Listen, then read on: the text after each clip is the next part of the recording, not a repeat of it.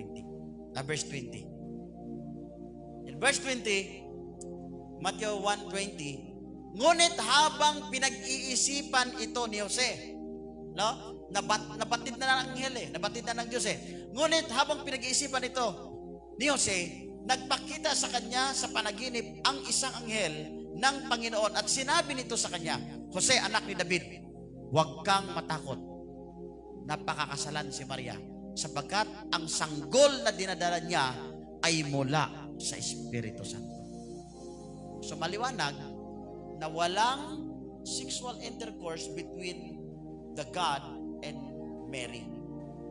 Mali ang mga turong yan. Yung mga nagsasabi na si Jesus Christ is the product of the sperm of God the Father. It is a blasphemy teaching. Hindi totoo yun. It is a lie na sinungalingan yun. No? So, hindi totoo yun that Jesus Christ is the product of the sperm of God the Father. May mga ganyang turo ngayon. Rampan po yan. Kung kaya I am doing this, itinuturo natin ito just to protect our faith from the fake or the false teaching. Hindi totoo yung mga turo niyan. Huwag ninyong paniwalaan. Kayong nasa social media, kayo nanonood sa live sa Facebook, trust in the word of the Lord. Huwag kayong malito at huwag kayong maligaw sa mga maling turo. Magbasa tayo ng Biblia at mag-aral tayo sapagkat ang katotohanan ang magpapalaya sa atin. No? So ano sinabi niya rito? Ngunit habang pinag-isipan ito ni Jose, nagpakita sa kanya sa panaginip ang isang anghel ng Panginoon. Sinabi nito sa kanya, Jose, anak ni David, huwag kang matakot. Napakasalan si Maria sapagkat ang sanggol na dinadala niya ay mula sa Espiritu Santo. So clear, maliwanag. Na anong kasunod?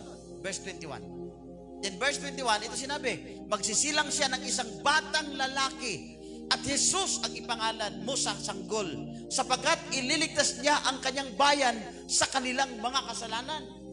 So ang mission ni Jesus is to crucify and to die in the cross. Not to live forever in the world. But His mission is to die in the cross of Calvary. That's why even Jesus Himself, Jesus means human. Jesus means human. Yung salitang incarnation, ibig sabihin niyan ay yung pagkakatawang tao. Now, it is a merging from human, it is a union between the divine and the human. Jesus is a human and Christ is the divine.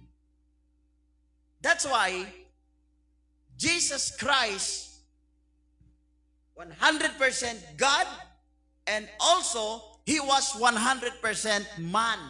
Because Jesus came from the egg of the woman, or egg cell from the woman. Galing siya